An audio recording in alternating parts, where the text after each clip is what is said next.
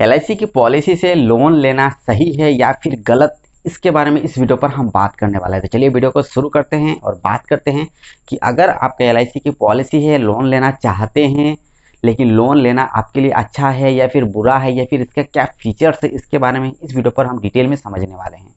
देखिए, एलआईसी की पॉलिसी से आप तभी लोन ले सकते हैं जब आपका पॉलिसी में आप 3 साल कंप्लीट अपने प्रीमियम भर दिया है, तभी आप अपने पॉलिसी से लोन आप अप्लाई करके आपका जो भी आपका लोन का वैल्यू बनता है, जो भी आपका पॉलिसी से लोन का पैसा मिलने वाला होता है, वो पैसा आप अपने बैंक अकाउंट में आप ले सकते हैं।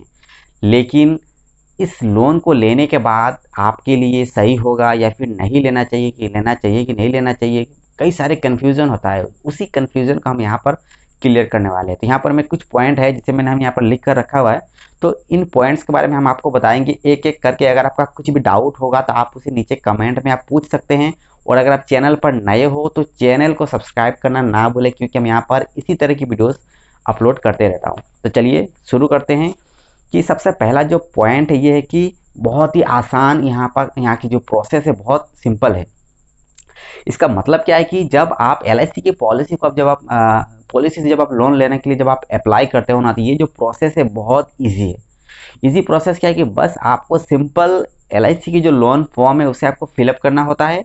उसके साथ ही आपका बैंक अकाउंट और जो भी आपका पैन कार्ड है, वो पैन कार्ड और एलआईसी की जो ओरिजिनल जो पॉलिसी बॉन्ड होता है, उसे आपको एक साथ फॉर्म को फिलअप करके और एक साथ आपको एलआईसी की ब्रांच ऑफिस में जमा करना पड़ता है। और अगले 7 से 10 दिन के अंदर बिना कुछ आपको दौड़े, बिना कुछ भाग दौड़ किए बिना, आपका पैसा जो भी आपका लोन का पैसा होता है ये आपका बैंक अकाउंट में क्रेडिट कर दिया जाता है एलआईसी की तरफ से।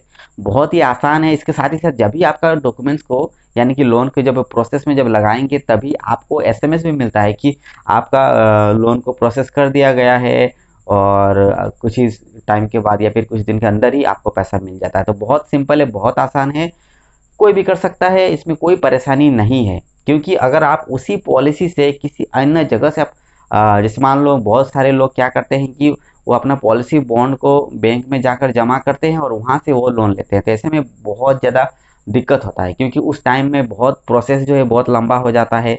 जब आप लोन को जब आप चुका देते हो तो उस वक्त भी कई सारे परेशानी होता है, क्योंकि बार बार आपको बैंक जाना पड़ता है, वहाँ से आपको क्लियरेंस सर्टिफिकेट लेना पड़ेगा, वहाँ से वो लिख के देगा कि आपने लोन चुका दिया है। वो सर्टिफिकेट, वो एप्लीकेशन लेके जाना पड़ेगा एलआईसी के ऑफिस में, तब जाके आपको वहाँ से पैसा मिलता है। तो बहुत ज़्यादा भाग दौड़ है। इसलिए डायरेक्टली अगर आप एलआईसी से लेते हो तो आपका जो प्रोसेस है बहुत सिंपल है, आसान है, बहुत आसान है। इसलिए एलआईसी से ही लेना चाहिए। अगर मैं कहूँ कि अगर आपको लोन लेना है तो एलआईसी से लीजिए, क्योंकि एलआईसी की पॉलिसी तो एलआईसी से लीजिए, प्रोसेस जो है बहुत शॉर्ट हो जाएगा और कम समय में आपको पैसा मिल जाता है।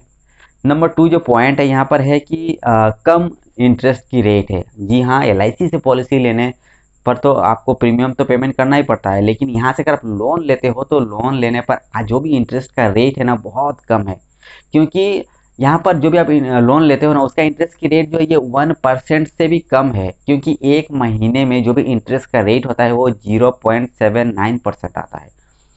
उस हिसाब से अगर हम देखा जाए तो आपका 1 साल का इंटरेस्ट की जो रेट है ना वो 9.5 आता है। अगर मैक्सिमम की बात करें तो 10.5% तक इंटरेस्ट की रेट आ जाता है। लेकिन अभी की बात करें तो इंटरेस्ट की जो रेट वो वही है। और यहाँ पर जो भी इंटरेस्ट की रेट है, अगर हम किसी दूसरे जगह से अगर हम कैलकुलेशन करें तो बहुत कम है। क्योंकि अगर मान लो आप कहीं पर पर्सनल लोन लेते हो तो वहाँ पर 16% आ जाएगा। अगर आप माइक्रो जो लोन होता है, जैसे कि बंधन की लोन है, इसके बाद यूनाकी की लोन है, और कई सारे जो माइक्रो लोन होते हैं, अगर आप माइक्रो लोन लेते हो तो वहाँ पर भी बहुत ज़्यादा आपको इंटरेस्ट रेट देखने को मिलेगा। हालांकि आपको पता होगा या फिर नहीं भी मालूम है तो आप पता कर सकते हो कि उनका जो लोन के इंटरेस्ट की जो रेट है कितना है। 21%, 24%, 26% इंटरेस्ट का रेट होता है वहाँ पर। यानी कि वहाँ पर लोन लेने पर आपको बहुत ज़्यादा वहाँ पर आपको ब्याज पेमेंट करना पड़ता है। लेकिन अगर आपका पॉलिसी है और आप उससे लोन निकालते हो तो बहुत कम इंटरेस्ट पेमेंट करना पड़ता है। ये एक मतलब बहुत बढ़िया चीज़ है, क्योंकि ब्याज तो आपको कम देना पड़ रहा है ना। हालांकि आपका जो भी पैसा डिपॉजिट है उसी में से आपको पैसा मिल रहा है, लेकिन अगर वही पैसा अगर आप कहीं बाहर से लेते हो तो बहुत ज़्यादा आपको इंटरेस्ट पेमेंट करना पड़ता है। तो ये एक बहुत बढ़िया चीज़ है, इसीलिए यहाँ से लेना मुझे लगता है कि बेहतर है। अगर आप मार्केट से ले ही रहे हो, कहीं और से ले रहे हो, तो उससे बेहतर है कि इधर से ही ले लेना है। नंबर 3 जो पॉइंट है ये है कि यहाँ पर जो सेफ है यानी कि सुरक्षित है। इसमें क्या है कि एलआईसी में आप पैसा जमा कर रहे हो तो भाई एलआईसी तो इंडिया गवर्नमेंट की गारंटेड है, क्योंकि इसमें सॉवरेन गारंटी मिलता है। इसका मतलब क्या है कि एलआईसी डूब गया, बर्बाद हो गया, लुट गया, भाग गया कहीं पर और पूरा ख़त्म हो गया एलआईसी, तो अगर ऐसा कुछ होता है तो इसका गारंटी इंडिया गवर्नमेंट यानी कि सेंट्रल गवर्नमेंट लेता है। और ये जो गारंटी है ना, इंडिया में किसी भी ऐसे फाइनेंशियल इंस्टीट्यूट को नहीं दिया गया है। ना आपको पोस्ट ऑफिस में मिलेगा, ना बैंक में मिलेगा, ना आपको कहीं म्यूचुअल फंड में मिलेगा, कहीं पर नहीं, ना स्टॉक में मिलेगा, कोई गारंटी देगा ही नहीं इतना। लेकिन एकमात्र सिर्फ एक ही है जिसमें आपको ये गारंटी मिलता है, वो है एलआईसी, जिसमें सॉवरेन गारंटी, और ये गारंटी कहीं पर नहीं मिलेगा। तो आपका पैसा यहाँ पर सेफ है, सुरक्षित है, 100% सेफ है। और जब आप पैसा यहाँ से लेते हो तो बहुत जल्दी मिलता है और रिटर्न भी करना बहुत आसान है।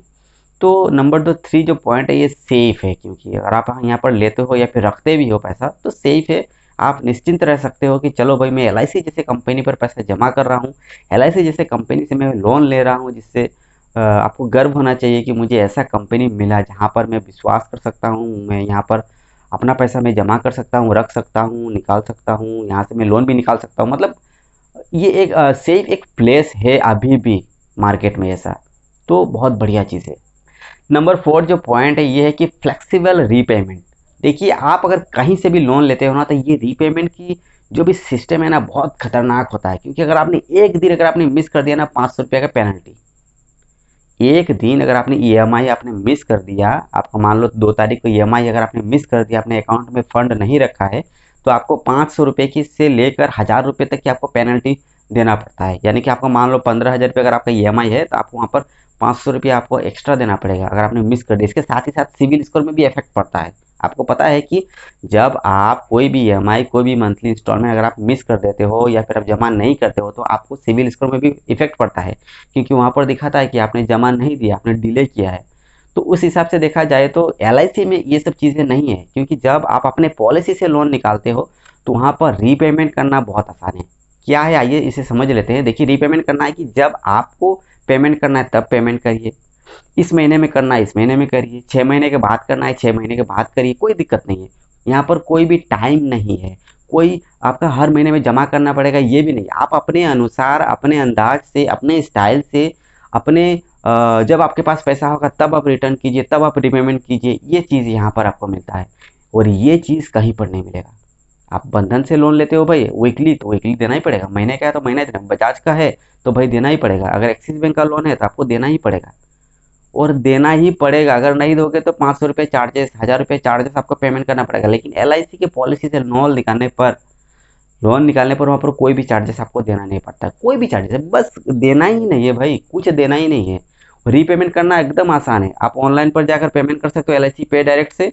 दूसरा है आप एलआईसी की ब्रांच ऑफिस में जाकर आप रीपेमेंट कर सकते हो। और रीपेमेंट करते वक्त जो मैंने बताया कि कोई टाइम फिक्स नहीं है, आप अपने मर्जी से दे दो, आज देना है दे दो, कल देना है दे दो। मिनिमम 100 रुपीज़ तो आप पेमेंट कर ही सकते हो, 200, 500, 400। मान लो आपका 50,000 रुपया लोन है, आप 10,000 दे सकते हो, 2,000 दे सकते हो, 4,000 दे सकते हो।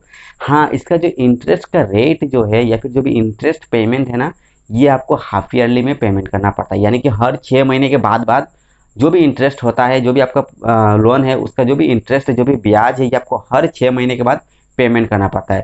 और जो भी आप लोन का प्रिंसिपल है, जो भी प्रिंसिपल अमाउंट अगर आप उसे पेमेंट कर देते हो, तो उस प्रिंसिपल अमाउंट का जो भी आपने पेमेंट किया उसका इंटरेस्ट अगले 6 महीने में नहीं देना पड़ता है, क्योंकि कम हो जाता है। मान लो 50,000 रुपये आपका लोन है, 10,000 आपने पेमेंट कर दिया, तो अगले 6 महीने में 40,000 का इंटरेस्ट आएगा, तो 10,000 का इंटरेस्ट कम हो गया ना, बहुत ज़्यादा।